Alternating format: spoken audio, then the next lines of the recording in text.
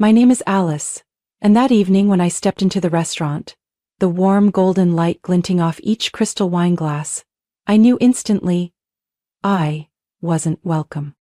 The rehearsal dinner for my sister-in-law Clarissa's wedding was held at an upscale Italian restaurant overlooking the Hudson River. Everything was perfectly arranged, from the ivory peony bouquets on the tables to the soft piano music in the background. Except for one detail. There was no seat for me. I stood in the middle of the reception hall feeling invisible. A few guests gave me once-overs then looked away, as if I were a server who showed up at the wrong time. I looked around for the name board, nothing. On the long table draped in silk were handwritten name cards, elegant and dripping in favoritism. Mine wasn't one of them. Clarissa stood up from the head of the table, her champagne-colored satin dress hugging her body like it was tailor-made for that smug moment. She held her wine glass and walked toward me, her voice syrupy sweet and sharp as a blade. Alice, oh my gosh, you came? We only reserve seats for the people actually in the ceremony. A few quiet chuckles rose from the group behind her, mostly friends of my husband's family from the finance world, people who preferred investment jargon over eye contact. I turned to look at Ethan, my husband, who was standing by the bar with his parents. He didn't look at me. Not a glance, not a step toward me. He raised his glass to an older man in a pinstripe suit and laughed, as if I wasn't being publicly humiliated. Do you want me to repeat the invitation? Clarissa went on, tilting her head slightly. I'm sure you understand this is a family-only gathering. I felt my spine stiffen, my heart thudded with a cold rhythm. I'd put up with Clarissa for 3 years, the side eyes, the fake compliments laced with hidden insults, but this time she did it in front of both families.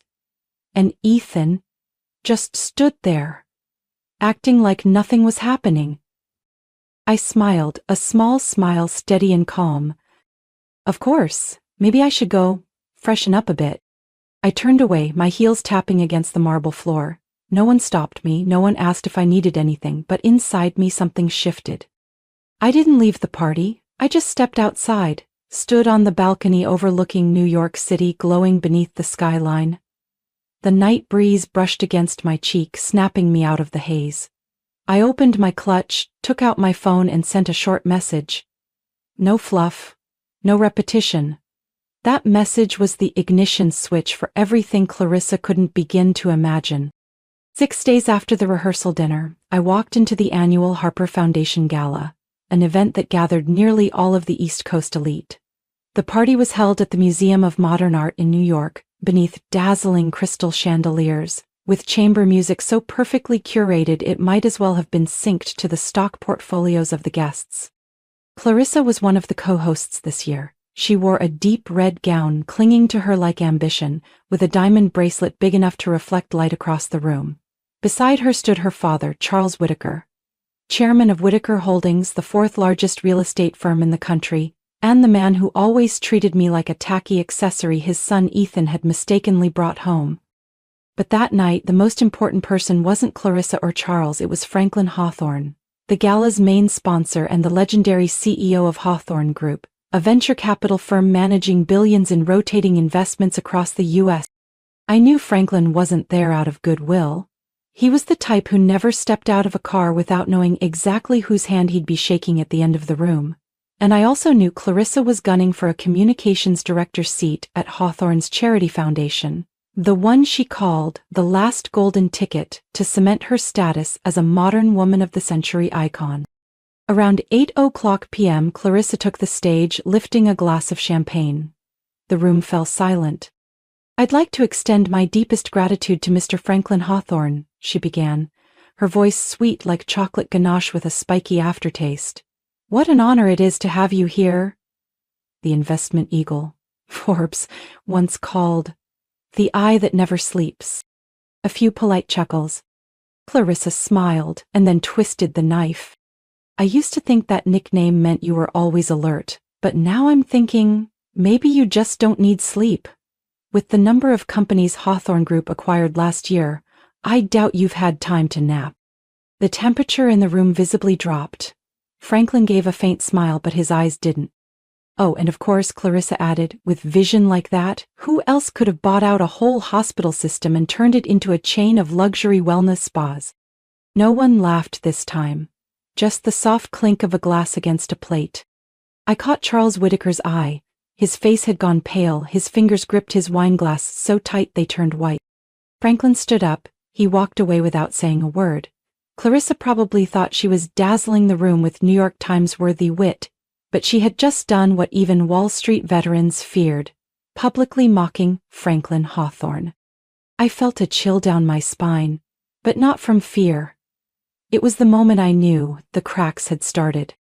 Soon after, I slipped out to the hallway with the only person there who made me feel like myself. Natalie Hawthorne, Franklin's daughter and my best friend since college. Unlike her father, Natalie despised these galas. She was only there out of obligation. She seriously thinks that scored her points? Natalie whispered, dry sarcasm in her tone. I stayed silent. My dad's never going to forget this, she added. He's been looking for a reason to cut ties with the Whitakers for months. Clarissa just handed him one. I looked at her. You sure? Natalie nodded. He called legal the second he left the room. Trust me, that wedding, no honeymoon. They'll be spending their break plugging stock leaks. I glanced back inside. Clarissa was still smiling, smug like she'd just won a bidding war. She had no idea that toast was the first shot in a war.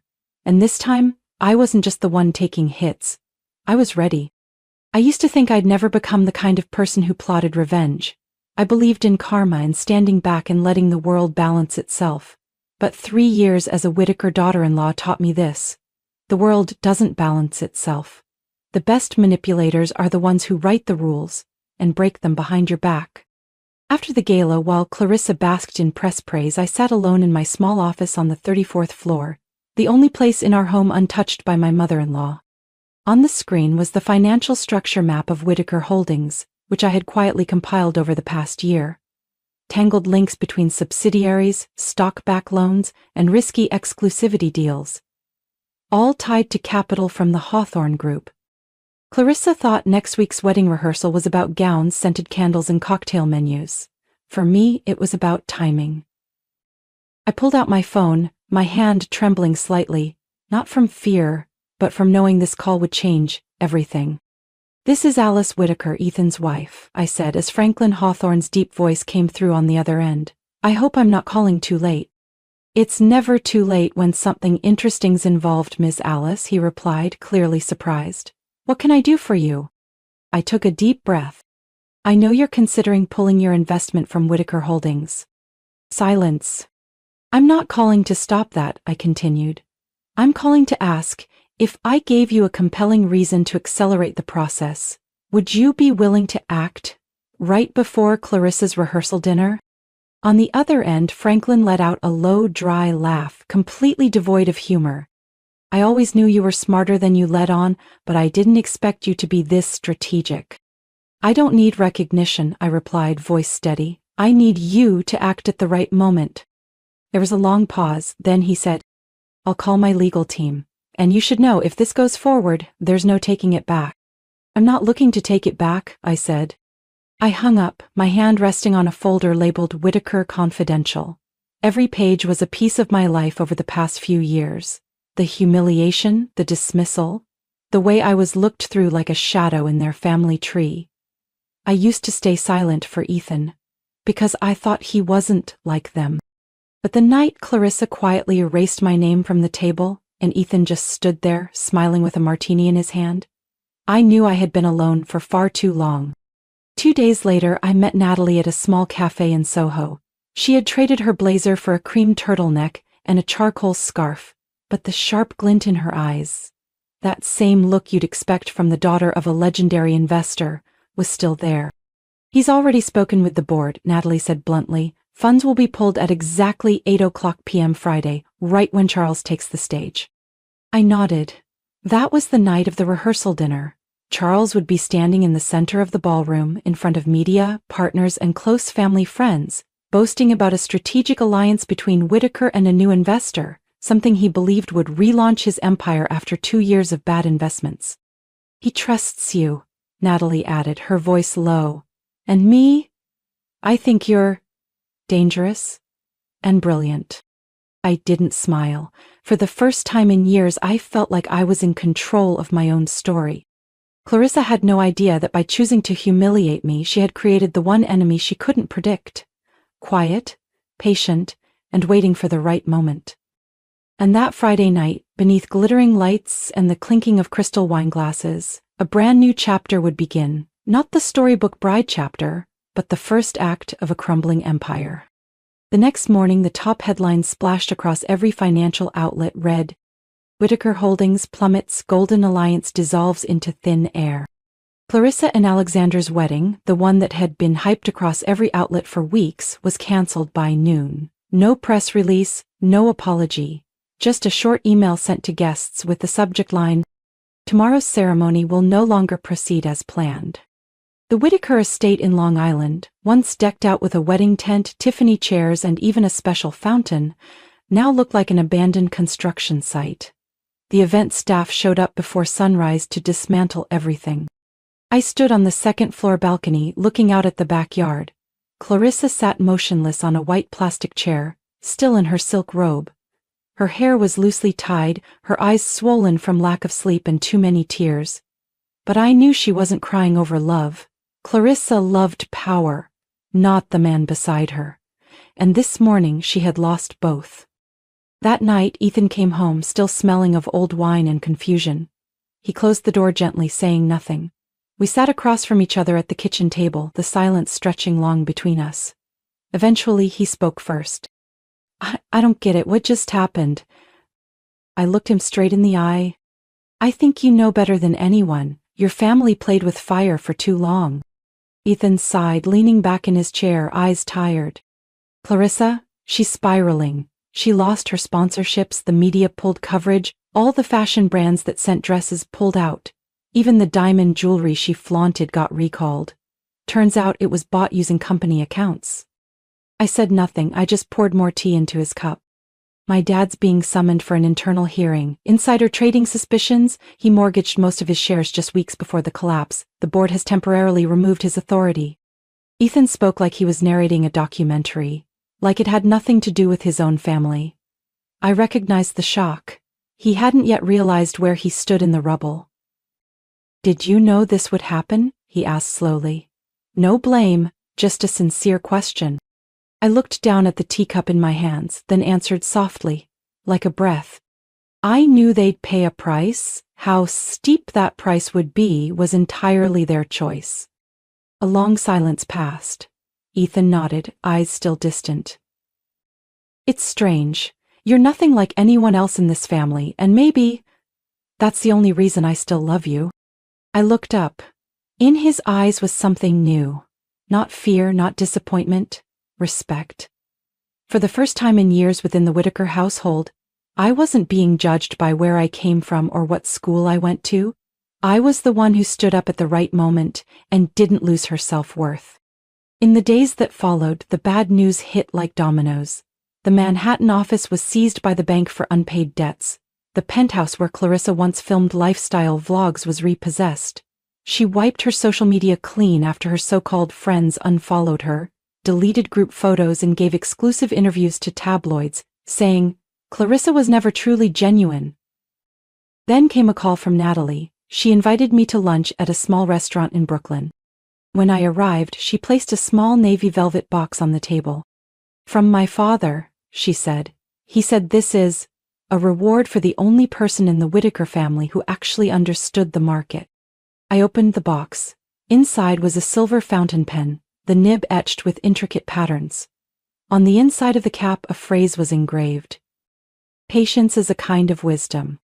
I smiled and tucked the pen into my coat pocket, not because I needed a reward, but because I knew this was the final recognition, and the one that truly mattered. 3 weeks after Whittaker Holdings officially declared bankruptcy, I returned to the Long Island mansion one last time. The house, once filled with fresh flowers, crystal glasses, and cheerful brunches, was now empty, hauntingly still. The artwork had been taken down, the wine cabinet was bare, and the only sound echoing through the halls was the shuffling of movers. Upstairs I found a mahogany box neatly placed in the corner of Clarissa's bedroom. Inside were the jewels she once used to cement her status. Black Tahitian pearl necklaces, an 8-carat emerald ring once featured in Harper's Luxe, and sapphire earrings that had caused a stir at the Hamptons Gala. I lifted each one, feeling the weight not of the precious metals but of what they once symbolized, a world built on arrogance, deceit, and cold ambition. I didn't keep them. I brought everything to the headquarters of HopeWorks Foundation, a scholarship fund for underprivileged children. When I handed the box to the CEO, she looked at me in disbelief. "Are you sure? Each piece could go for 6 figures at auction." I nodded. "Use them to create something that actually matters." A week later, I received a thank you letter. The pieces would be featured in the spring charity auction. For the first time, they wouldn't be worn behind closed doors. They'd be in the spotlight, no longer symbols of status but of opportunity. Ethan and I moved out of our luxury Manhattan apartment and into a 2-story red crumb home in Brooklyn. No concierge, no brass elevator, just a small yard, a few potted plants, and the sound of kids biking down the street. And yet, I felt more at peace than ever. Ethan resigned from Whitaker shortly after the company was officially dissolved. He was offered a teaching position at a private business school in Brooklyn. Not glamorous, but enough to make him smile each morning as he walked out the door. As for me, I began rebuilding my career, not in anyone else's shadow, but from the ground up, for the first time, truly. I called Natalie. "I'm thinking of starting an independent financial consulting firm," I said as we sat at the cafe on the corner, "focusing on transparency, ethics, and supporting small businesses." Natalie tilted her head, her eyes lighting up. The next day, I received an email from Lambert Enterprises. Sender, man. I believe in intentional beginnings. My door is always open to those who choose a different path. Horizon Strategies was born that February, a name Ethan came up with, meaning always looking forward. Our first office had just 4 people, 2 recycled wood desks and a noisy coffee machine, but I had never seen a space more full of hope. Natalie, now officially the CEO of Lambert Enterprises after Damon stepped into the chairman role, was the first to sign a strategic partnership with us. Lambert didn't need new partners, but they chose us for one reason. They believed in work rooted in real values, not manipulation. Under Natalie's leadership, Lambert entered a new era, quieter, deeper, more human. Meanwhile, Horizon began earning trust from family businesses, tech startups, and nonprofit organizations, those long ignored by the financial world dominated by names like Whitaker. One day, I asked Natalie, "Do you think we're doing the right thing, not playing the games the old world thrives on?" She just smiled. "Alice, sometimes changing the world starts with refusing to follow it." That night, I sat on our tiny second-floor balcony, watching the streetlights flicker below, a cup of tea in hand. Ethan came up behind me and draped a thick knit cardigan over my shoulders. "You've got that meeting with the micro-investment group tomorrow, right?" I nodded. "They manufacture toys for kids on the autism spectrum. No one will lend to them, but I think they deserve a shot." Ethan smiled. "If anyone understands how to give people a chance at the right moment, it's you." A breeze rustled through the trees. I looked up at the dark sky. No stars, but completely peaceful. 3 months after Horizon Strategies officially launched, I received an unexpected call from an international number. When I picked up, I heard Charles Whitaker's voice. Lower, raspier, and surprisingly stripped of arrogance. "Alice, thank you for picking up. I'm not calling to ask for anything. I just wanted to say, I was wrong." I said nothing, not out of anger, but surprise. This was the man who once looked at me like I was the only stain on his family's perfect portrait. "I'm living with my brother in Vermont," he continued, "doing freelance consulting, writing strategic reports for a few startups. They don't know I once ran a billion-dollar company. They just see an old man who listens." His voice hesitated for a moment, then continued. "I thought I taught Clarissa everything she needed, but I never taught her how to lose. And then she lost, the hard way. Now, she's starting over." I had heard about Clarissa. After being cut off by her friends and abandoning her social media, she was sent to a finishing school in Lausanne, Switzerland, a place that trained heiresses in poise and silence. Not everyone would understand, but I did. For Clarissa, it was a psychological sentence. Charles sighed. I don't expect forgiveness. But if someday you think I'm worth it, let me know. The call ended in silence, but for me it was a quiet closure. No resentment, no debts to settle. Just a man learning how to step down from his throne on his own feet. That spring, Zoe sent a wedding invitation to Ethan and me. The ceremony took place in a small garden at the Museum of Modern Art, the place where they first met during a charity fundraiser. No ball gown, no drone cameras, just an intimate gathering of close friends under blooming cherry blossoms. Zoe wore a simple white silk dress, holding hands with James, a literature professor at NYU she had once sat next to at a cultural symposium. No prenups, no investors in sight. Just honest, gentle glances between two people who never expected to find each other in a city this loud. Ethan and I sat in the second row next to DeMann, now retired from the spotlight but still sharp-eyed as ever. As Zoe reached the end of the aisle, I heard him whisper, "For the first time in my life, I'm investing in something that doesn't need a return." Ethan held my hand under the table. Without saying a word, I knew exactly what he was thinking. We had weathered the storm, not to return to what was, but to discover a version of us that was new. One with no shadow of Clarissa, no pressure from the Whitaker name, just us. When the party ended, Zoe pulled me aside into a corner of the garden. I still have the letter you sent last year. The one where you said you wanted to change how the world treats those seen as not good enough. You did it, Alice. I chuckled softly. Not quite, but I've learned I no longer need anyone else to define me. Zoe handed me a small box. Inside was a delicate necklace with a compass pendant. To remind you, the right direction isn't always marked on someone else's map. That night, as Ethan and I returned to Brooklyn, light rain had just fallen. We stood by the window watching droplets collect on the glass. Everything felt still, peaceful. Ethan placed a hand on my back. You know something? I never thought I'd be happy walking away from the old world, but because of you, I've learned how to begin a new chapter. I smiled and rested my head on his shoulder. I don't need fame, I don't need applause. What I have and choose to hold on to is a life that's real. A life where I don't have to ask anyone's permission to exist, where I can build good things in my own way. And if someone asks what I did to change everything, I'll say this. I simply waited for the right moment and didn't miss it. My story didn't begin with power or status. It began with silent years of being overlooked. But in that silence, I learned to observe, to wait, and to reclaim my worth with clarity and resolve. Today, I live a life not defined by the name on a gate, but by the values I create each day. Justice was served, not with noise, but with the quiet strength of someone who knows she no longer has anything to prove. What do you think of Alice's choices and the transformation of those who once looked down on her? Share your thoughts below, and don't forget to follow the channel for more emotional, unexpected, and inspiring family stories.